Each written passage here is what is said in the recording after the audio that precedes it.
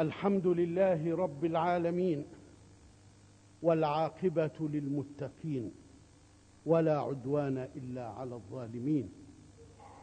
الحمد لله الذي من على المؤمنين إذ بعث فيهم رسولا منهم يتلو عليهم آياته ويزكيهم ويعلمهم الكتاب والحكمة. الحمد لله الذي من على أمتنا بنعمة الإسلام وكفى بالإسلام نعمة. وأشهد أن لا إله إلا الله وحده لا شريك له، هو الواحد الأحد الفرد الصمد الذي لم يلد ولم يولد ولم يكن له كفوا أحد. وأشهد أن سيدنا محمدا عبده ورسوله أرسله الله سبحانه بالهدى ودين الحق ليظهره على الدين كله، فبلغ رسالة ربه أعظم ما يكون التبليغ، وأدى الأمانة الإلهية على أكمل وجه. اللهم صل وسلم وبارك على سيدنا محمد وعلى آله وأصحابه الطيبين الطاهرين. أما بعد، فيا معشر المسلمين، نلتقي اليوم على ثرى هذه البقعة المباركة الطاهرة، على أرض سيناء الحبيبة، بوابة الفتح الإسلامي ومهد النبوات ومقر البطولات. تلك البقعة المباركة التي شاء الله تعالى لأرض الكنانة أن تحقق انتصارها وأن تعيدها إلى حضن أمتها فرحة مستبشرة. نأتيها في كل عام فتزداد نضارة وعمارا وإيمانا وإنجازات تزداد في كل عام بفضل إخلاص شعبها ومحافظتها ومحافظها المخلص الدؤوب. وواجبنا أن نقول لمن أحسن أحسنت، وأن نتوجه بالشكر للخالق سبحانه الذي من علينا بنعمة التوفيق، والذي من علينا بنعمة النصر، والذي من علينا بنعمة عودة هذه البقعة المباركة الطاهرة إلى الوطن الحبيب بعد كفاح وجهاد وجلاد وصبر ومصابرة ومرابطة. جاهد الجميع فيها في سبيل الله حتى حقق الله سبحانه وتعالى النصر، وحتى روت بدماء أبنائها ثراها الطهور، فجاء النصر بفضل الله وجاء الفتح بعون الله. لذلك كان واجبا علينا أن نستمر في شكرنا وأن نضاعف الشكر ليزداد فضل الله علينا.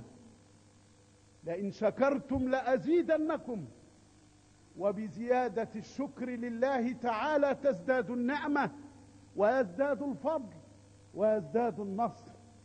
لا أن نبكي على من مضى، فالذين ضحوا بأنفسهم واستشهدوا هم في جنات خالدة ونعيم مقيم، أدوا واجبهم وأدوا رسالتهم على أكمل وجه.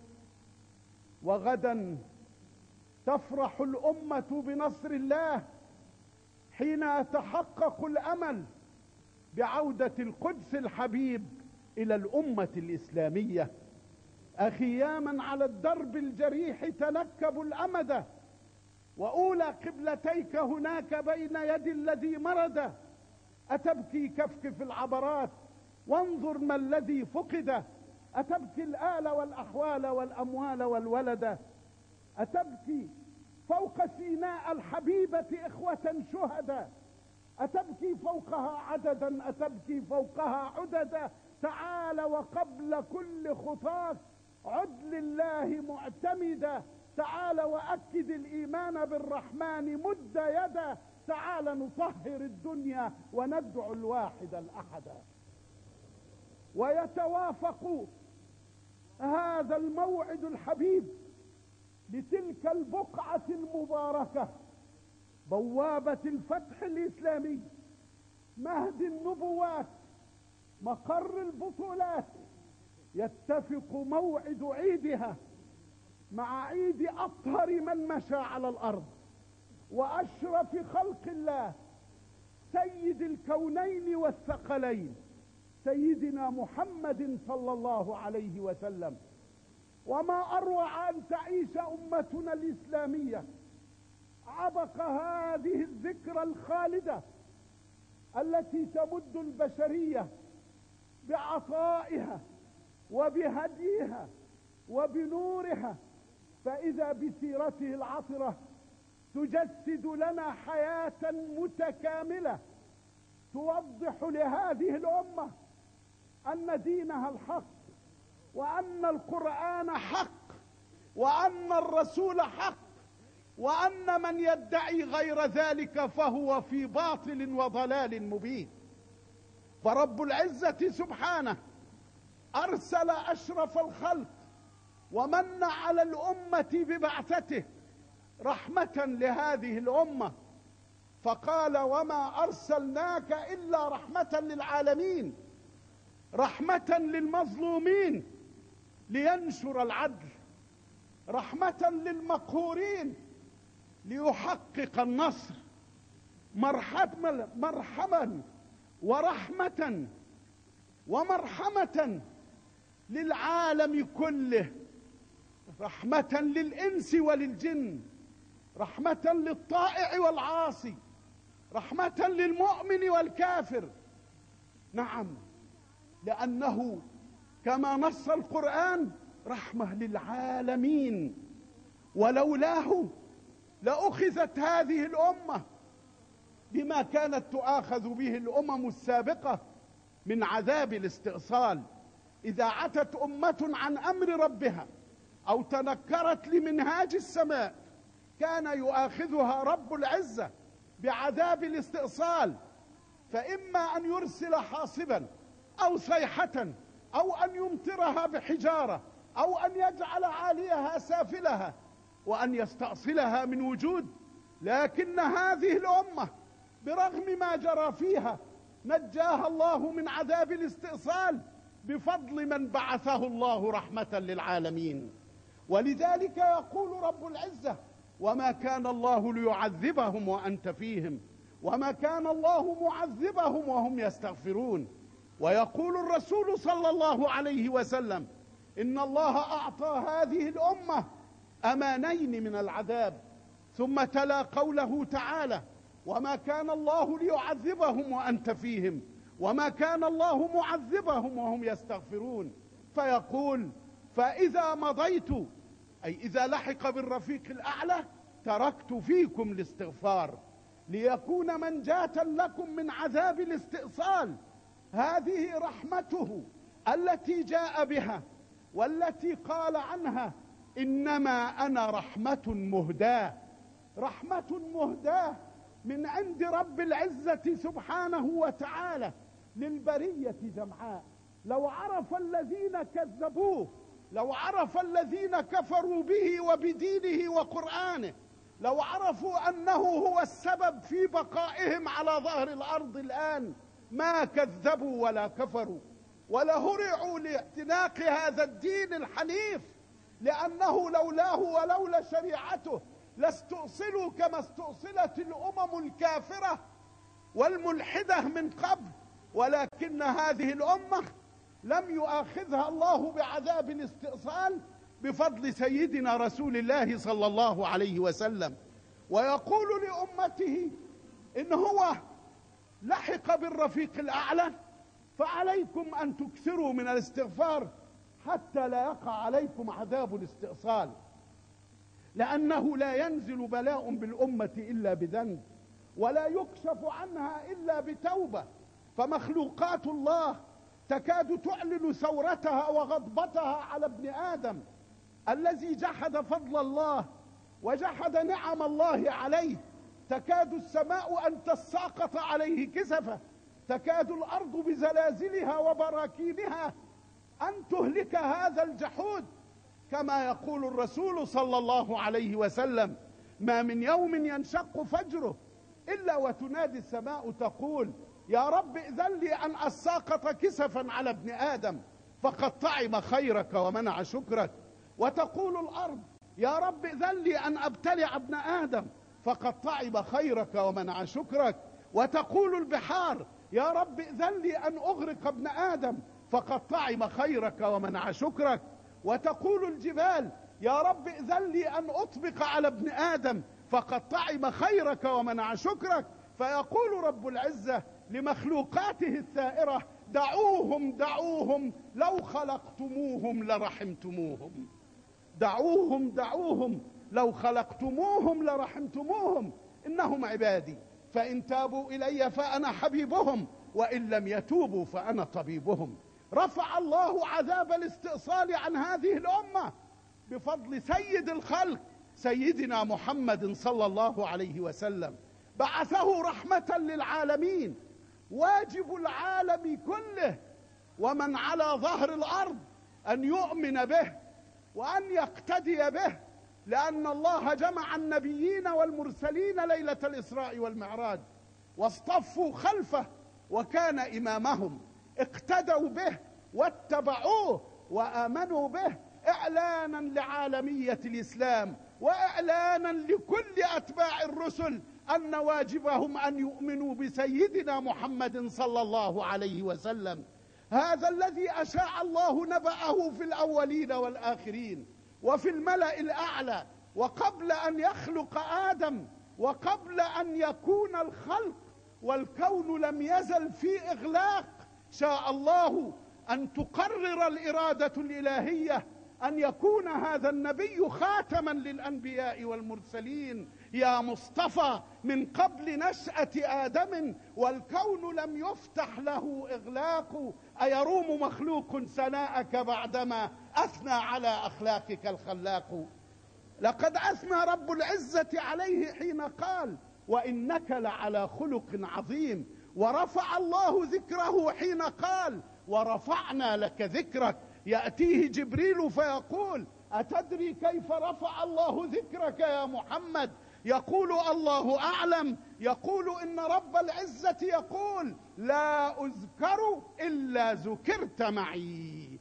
أي لا يذكر رب العزة في شهادة التوحيد في كل صلاة ونقول: أشهد أن لا إله إلا الله وأشهد أن سيدنا محمد رسول الله، وتنطلق مآذن الإسلام في كل توقيت للصلاة بل في كل لحظة معلنة أنه لا إله إلا الله وأن سيدنا محمد رسول الله في كل لحظة، لأن الأذان يؤذن على ظهر الأرض في كل لحظة، ففاوت الله بين مواقيت الصلاة لحظة بلحظة حتى لا تمر لحظة في الكون إلا وينطلق فيها نداء التوحيد والشهادة لله بالربوبية ولسيدنا محمد صلى الله عليه وسلم بالرسالة.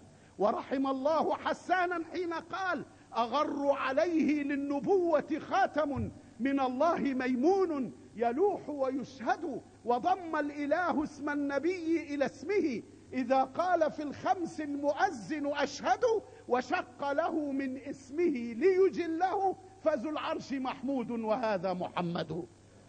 إن واجبنا أيها الإخوة في هذه الأعياد أن نتذكر أيام الله وذكرهم بأيام الله. وقد جعل رب العزة سبحانه الليل والنهار خلفة لمن أراد أن يذكر أو أراد شكورا.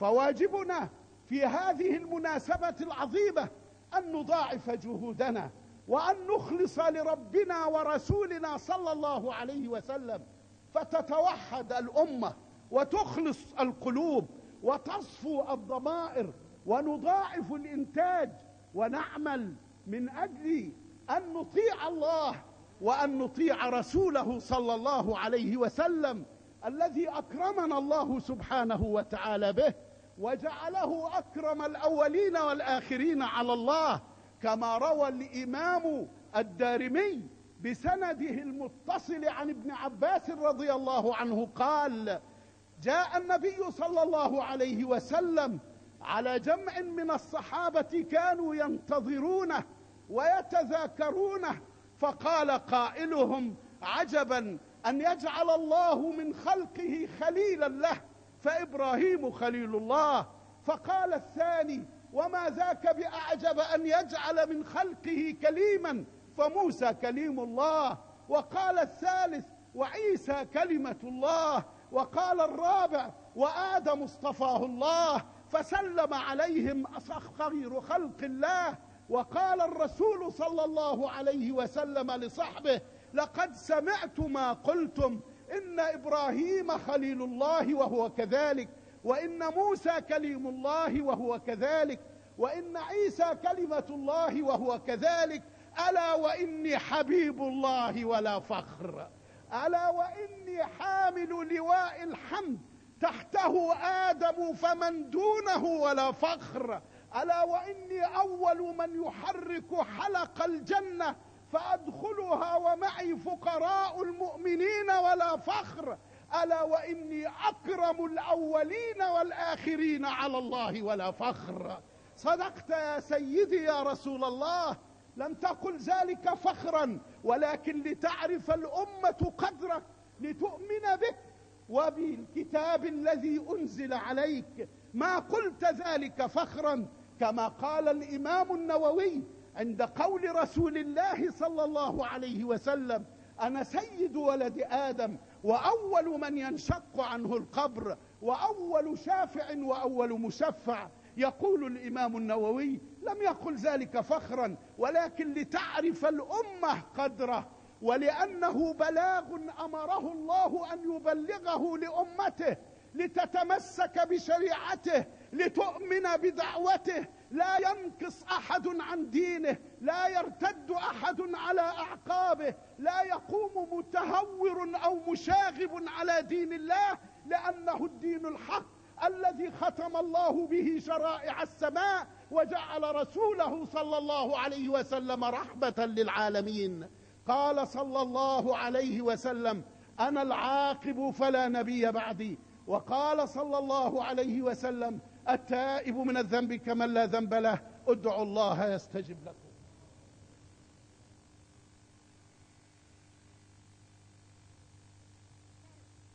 الحمد لله وحده، والصلاة والسلام على من لا نبي بعده، سيدنا محمد وعلى آله وصحبه أجمعين. اللهم صل وسلم وبارك على سيدنا محمد وعلى آله وأصحابه الطيبين الطاهرين، صلاة وسلاما دائمين متلازمين إلى يوم الدين. أيها الإخوة المؤمنون، إن واجبنا أن نتخذ من مرور الأيام خلفة لمن أراد أن يذكر أو أراد شكوره، وذكرهم بأيام الله.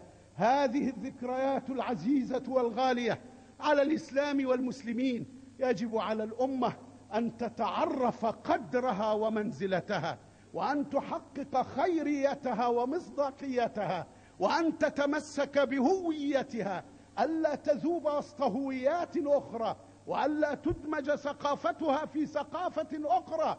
فللإسلام شخصيته وهويته وذاتيته، لا يكن أحدكم إن معه. يقول: إن أحسن الناس أحسن، وإن أساءوا أساء، ولكن وطنوا أنفسكم، إن أحسن الناس أن تحسنوا، وإن أساءوا أن تتجنبوا إساءتهم. جاء هذا الدين الحنيف، وتمر بنا هذه الذكرى التي تبرهن لنا أن رسول الله صلى الله عليه وسلم رحمة للعالمين، وأن هذا الدين دين عالمي لكل من في الأرض. رسوله رحمة للعالمين، قرآنه ذكر للعالمين. واجبنا أن ننشره في العالمين، واجبنا أن نتمسك بهديه إلى يوم الدين، واجبنا ألا نختلف وألا نتفرق، وأن نكون صفا واحدا حتى نحقق خيريتنا على ظهر الأرض، أمرا بالمعروف ونهيا عن المنكر وتحقيقا للإيمان بالله. بذا نشكر الله سبحانه عملا وسلوكا وتطبيقا. فاللهم وحد بين الأمة الإسلامية يا رب العالمين. اللهم أصلح لنا ديننا الذي هو عصمة أمرنا، وأصلح لنا دنيانا التي فيها معاشنا، وأصلح لنا آخرتنا التي إليها معادنا، واجعل الحياة زيادة لنا في كل خير، واجعل الموت راحة لنا من كل شر. اللهم